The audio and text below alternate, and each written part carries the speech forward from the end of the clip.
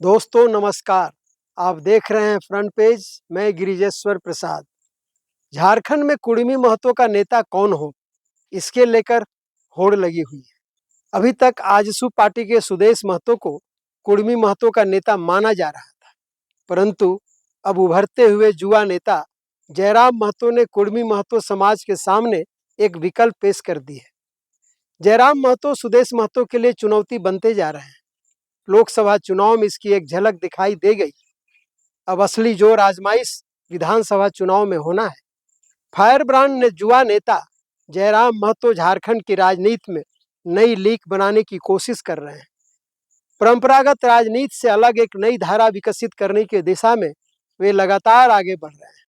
मामला केवल भाषणों में जोश और आक्रामकता भर का नहीं है, बल्कि उससे आगे बात राजनीतिक परंपराओं को तोड़ने का ज्यादा है। राजनीति में एक नई लीक गढ़ने की समझ और पुराने मठाधीशों को चुनौती देने का साहस जयराम महतो को झारखंड की राजनीति में खास बनाती है। जयराम महतो की राजनीति सबसे ज्यादा किसी को प्रभावित कर रही है तो वे हैं आजसू पार्टी के सुदेश महतो। जयराम महतो का उदय सुदेश महतो की राजनीति के लिए खतरे की घंटी मानी जा रही है। झारखंड के कुर्मी महतो के नेता के रूप में टिके रहना सुदेश महतो के सामने बड़ी चुनौती है। राजनीति के जानकार मानते हैं कि जयराम के मैदान में उतरने से कुर्मी महतो को एक बेहतर विकल्प मिल गया है। तब बड़ा सवाल मुंह बाए खड़ा है कि कुर्मी महतो का नेता कौन, सुदेश महतो या जयराम महतो। आइए समझने की कोशिश करते हैं कि झारखंड के कुर्मी महतो के नेता कौन है। क्या विधानसभा चुनाव में जयराम महतो सुदेश महतो पर भारी पड़ेंगे? सुदेश महतो की राजनीतिक कश्ती डूब जाएगी? क्या जयराम महतो अकेले चलेंगे या सुदेश महतो की तरह किसी बड़े राजनीतिक दल का दामन थामेंगे?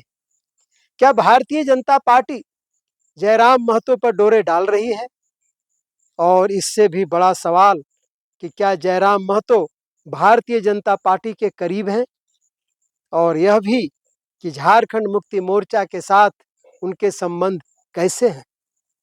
लोकसभा चुनाव में जयराम महतो के दमदार प्रदर्शन के बाद से ही सवाल उठने लगे हैं कि झारखंड के कुर्मी महतो का नेता कौन है। गिरिडीह लोकसभा चुनाव में जयराम महतो के प्रदर्शन ने सबको चौंका दिया है।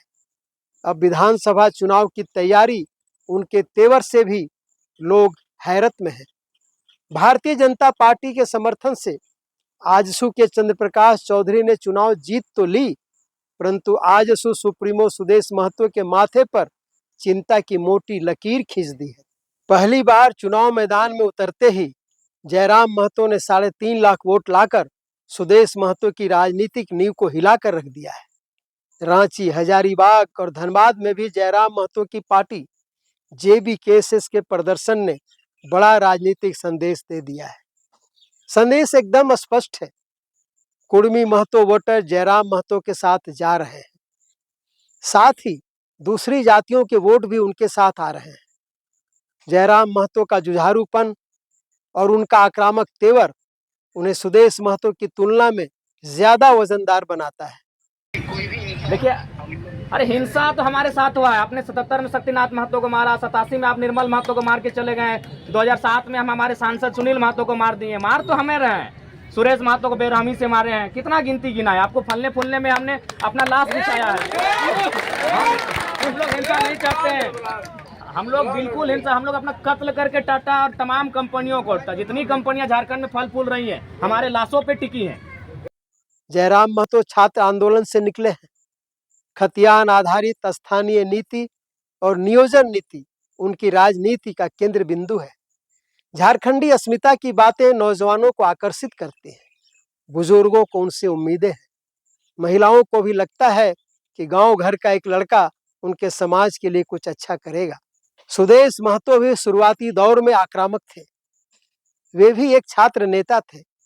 अलग झारखंड राज्य के आंदोलन में वे काफी सक्रिय थे, वहीं से उनकी पहचान बनी थी। वे ऑल झारखंड स्टूडेंट्स यूनियन यानी आजसू के नेता थे। बाद में उन्होंने आजसू नाम से पार्टी का गठन किया। 2000 में वे सबसे कम उम्र में सिल्ली से विधायक चुने गए थे। अलग राज्य बनने पर उन्हें सरकार में मंत्री बनाया गया था। 2009 में वे झारखंड में उप मुख्यमंत्री बने। इधर जयराम महतो का अतीत किसी बड़े आंदोलन से जुड़ाव का नहीं रहा है। सुदेश महतो के सामने अलग झारखंड राज्य का आंदोलन था, वे आंदोलन में शामिल हो गए थे, परंतु जयराम महतो को ऐसा कोई मौका नहीं मिला। उन्होंने खुद छात्रों को संगठित किया और उन्हें नेतृत्व प्रदान किया, छात्रों के लिए संघर्ष किया और छात्रों नौजवानों का दिल जीतने की कोशिश की। यह संघर्षों की ही देन है कि जयराम महतो झारखंड की राजनीति में एक ताकत बनकर उभरे हैं। इधर सुदेश महतो की राजनीति लगातार उतार पर है। लोकसभा चुनाव 2024 में इसका साफ असर दिखा। कुर्मी महतो वोटरों में सुदेश महतो के मुकाबले जयराम महतो का ज्यादा समर्थन दिखा। राजनीति के जानकार लोगों का कहना है कि अब सुदेश महतो के दिन लद गए हैं। हो सकता है अब भारतीय जनता पार्टी भी उनसे किनारा कर ले और जयराम महतो के साथ तालमेल करने की कोशिश करे। तब सवाल उठता है कि क्या जयराम महतो भारतीय जनता पार्टी के साथ जाना पसंद करेंगे? एक राजनीतिक समीक्षक का कहना है कि जयराम महतो को सत्ता चाहिए, इसलिए वे सत्ता के लिए किसी के साथ भी जा सकते हैं। उनका आकलन है कि यदि जयराम महतो किसी बड़े दल के साथ तालमेल नहीं करते हैं तो उनकी राजनीति ज्यादा दिनों तक नहीं चलेगी। रांची के एक वरिष्ठ पत्रकार का कहना है कि झारखंड की राजनीति में जयराम महतो पानी के एक बुलबुले की तरह है। लंबी राजनीति में टिक पाने का गुण उनमें नहीं है। राजनीति आक्रोश और उन्माद से नहीं चलती है। इसके लिए एक राजनीतिक समझ और दिशा होनी चाहिए जो जयराम महतो की राजनीति में नहीं दिखती है। झारखंड के समाज और राजनीति पर नजर रखने वाले एक सामाजिक कार्यकर्ता का कहना है कि जयराम महतो एक बेहतर विकल्प की तलाश में है। उन्हें किसी भी दल से परहेज नहीं है। फिलहाल वे अपनी स्थिति मजबूत करने में लगे हुए हैं ताकि समय आने पर बाकी दलों के साथ सौदेबाजी में अधिकतम कीमत वसूल सके। दूसरी तरफ एक वरिष्ठ पत्रकार का कहना है कि यदि जयराम महतो किसी दल के साथ चुनावी तालमेल करते हैं तब उनकी राजनीति समाप्त होते देर नहीं लगेगी। ऐसा इसलिए कि झारखंड के आम लोग भारतीय जनता पार्टी और झारखंड मुक्ति मोर्चा का विकल्प चाहते हैं। बड़े राजनीतिक दलों से निराश लोग जयराम महतो में उम्मीद की किरण देख रहे हैं। इसलिए जयराम महतो को अकेले दम पर चुनाव में उतरना चाहिए। अब जयराम महतो किसी दल से चुनावी तालमेल करते हैं या अकेले चुनाव मैदान में उतरते हैं, यह तो आने वाले 2-1 महीनों में पता चल जाएगा।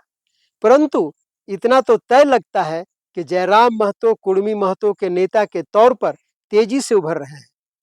साथ ही अन्य जाति एवं वर्ग के नौजवान भी उनके पीछे दिख रहे हैं। दूसरी तरफ सुदेश महतो का राजनीतिक कद तेजी से घट रहा है, परंतु विधानसभा चुनाव तक जनता का यह रुझान बरकरार रहेगा या नहीं, निश्चित तौर पर कहा नहीं जा सकता है। राजनीति में किस मुद्दे पर कब कोई लहर चल जाए और जनता का मूड बदल जाए, कोई नहीं जानता है। यह सब जानने के लिए हमें विधानसभा चुनाव तक इंतजार करना होगा। वैसे भी विधानसभा चुनाव अब दूर नहीं है। अक्टूबर महीने में चुनाव की संभावनाएं जताई जा रही है।